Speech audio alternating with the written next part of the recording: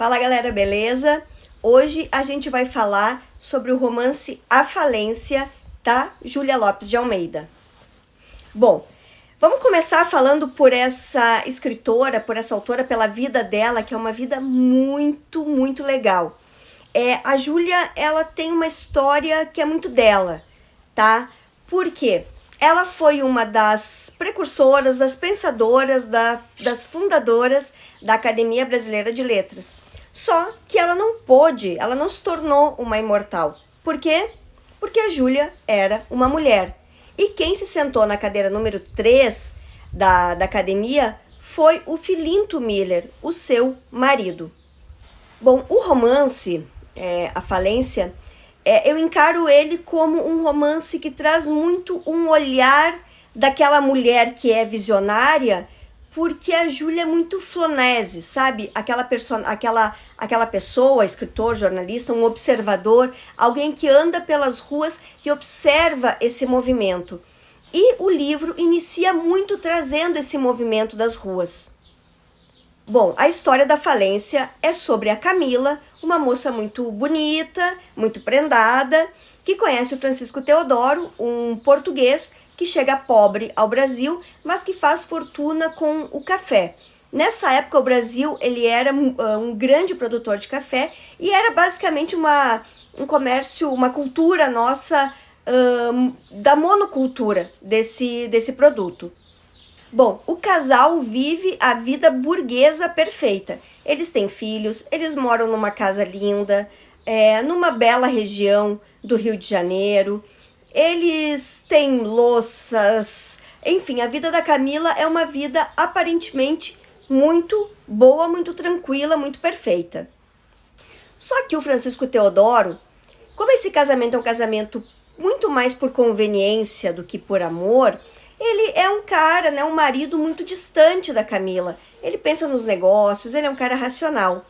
E a Camila vê no Dr. Gervásio, que é um amigo próximo da família, esse amante, sabe? Esse cara um pouco mais bajulador, sabe? Assim, encantador, um cara que é culto, um cara que fala bem. Eles trocam muitos flertes, eles trocam confidências.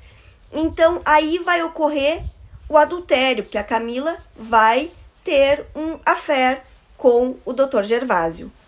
E esse affair não é muito absurdo assim, se nós pensarmos em termos de referência, porque A Falência é um romance realista.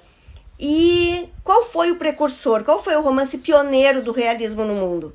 Foi Madame Bovary, do Gustave Flaubert, que trata da história da Emma Bovary, uma mulher que todo mundo conheceu, sabe, que cometeu um adultério.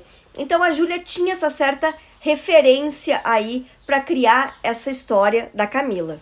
O que é interessante vocês saberem também, além da questão das oligarquias cafeeiras do Brasil, que as cidades já estavam se modernizando. É 1901 o lançamento da Falência, a história se passa um pouco antes, mas é início, o primeiro ano do século XX, então o que está ocorrendo? Urbanização, modernização, carros. É um cenário muito típico do cosmopolitismo da Belle Époque carioca, desses salões, desses locais chiques, afrancesados, que o Rio de Janeiro ainda trazia muito dessa Paris aqui nos trópicos.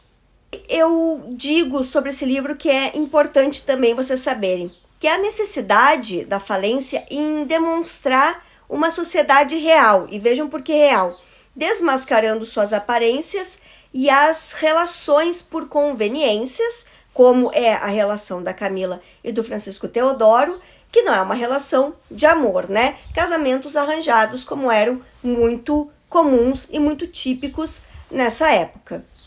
A Falência é um típico romance da escola realista, que deseja mostrar o ser humano com suas falhas, com suas imperfeições, sem o herói perfeito, sem a mocinha casadora e romântica.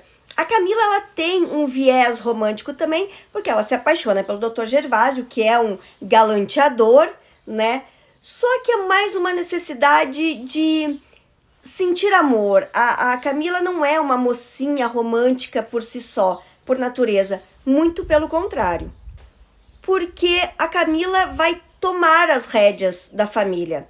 É interessante quando a gente fala dessa modernização da sociedade.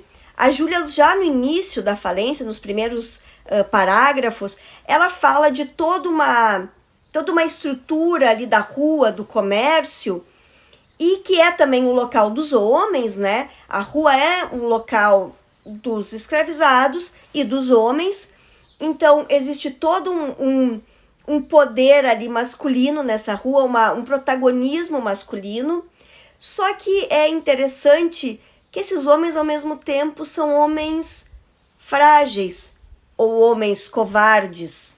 Que o Francisco Teodoro vai perder sua fortuna na Bolsa de Valores, eles vão à bancarrota, eles vão à falência e ele se suicida. Então aí já se demonstra que esse poder todo, que todo esse ambiente masculino é um ambiente, no fundo, muito frágil, porque logo eles se perdem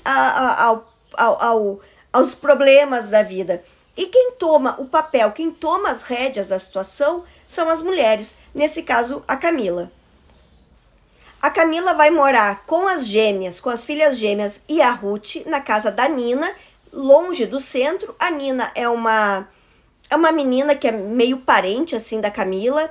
Era uma empregada na casa, uma subalternizada na mansão, né, antes da falência. Também ali há muitos diálogos e muitas situações, a gente vê ainda esses resquícios escravocratas, né? Porque é uma sociedade pós-colonial, então ainda muito mais cercada, né, de questões ali sobre a escravização. Mas enfim, a Nina ganha uma casa do próprio Francisco Teodoro, a pedido da Ruth, da filha, e elas acabam indo morar lá. E lá elas vão trabalhar, a Ruth é musicista, a Camila também faz serviços de costureira, então elas vão se virar. São elas que vão, a partir do suicídio do Francisco Teodoro e da perda de toda a propriedade, elas vão começar a se bancar. Então aí é interessante essa troca de papéis, essa inversão do quanto a mulher tomou esse espaço, né? Seja como a Júlia tomou pela sua escrita, pelas suas observações, pela sua literatura, seja a Camila como uma mulher à frente do seu tempo também, uma mulher que também tem que tomar as rédeas da sua vida a partir de um desastre. E o que acontece? A Camila segue o seu amor, né, pelo Dr. Gervásio, só que o Dr. Gervásio dá um grande fora na Camila. Quando ela tá lá na casinha, né, já viúva, ela toma a iniciativa de falar com eles, né, ela diz, olha, agora que estamos livres, eu sou viúva, né, e o senhor, você me ama, nos amamos, vamos ficar juntos. E ele foge porque ele é casado. Na verdade, o Dr. Gervásio aí também é outro macho que não vale nada também, mais um deles, na vida e na falência.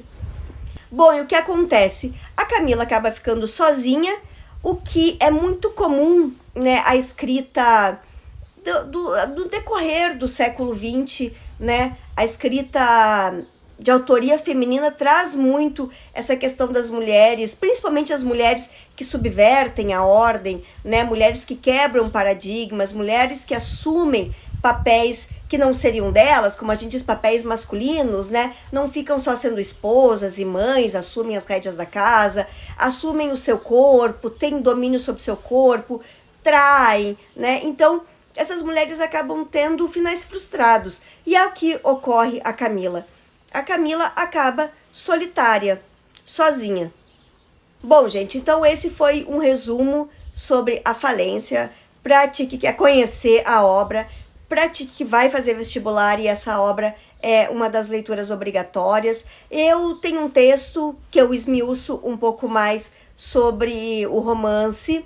vai na rede vizinha, pode falar rede vizinha, na rede das fotos, entra lá no meu Linktree, lá tem um link para você acessar o meu texto e saber um pouco mais sobre A Falência, de Júlia Lopes de Almeida, um romance da escola realista que aborda questões psicológicas na construção dos personagens, o que é característico do realismo, fala sobre adultério, um tema muito difícil de ser falado naquela época, principalmente por uma escritora mulher, vinda de uma personagem feminina também. Existe esse simbolismo entre essa sociedade tão patriarcal, mas esses homens ao mesmo tempo tão frágeis. Há toda a questão da modernização do país por meio das descrições que essa narradora, uma narradora onisciente, é narrada em terceira pessoa, ela faz da cidade do Rio de Janeiro. Então existe toda essa questão de como o Brasil já estava se adaptando a essas questões da modernização mesmo. É isso, curte o vídeo, se inscreve no canal, aqui sempre vão ter dicas sobre livros, um pensamento literário, mas um pensamento para a gente entender melhor esses nossos grandes romances, essas nossas grandes histórias. Um abraço e até a próxima.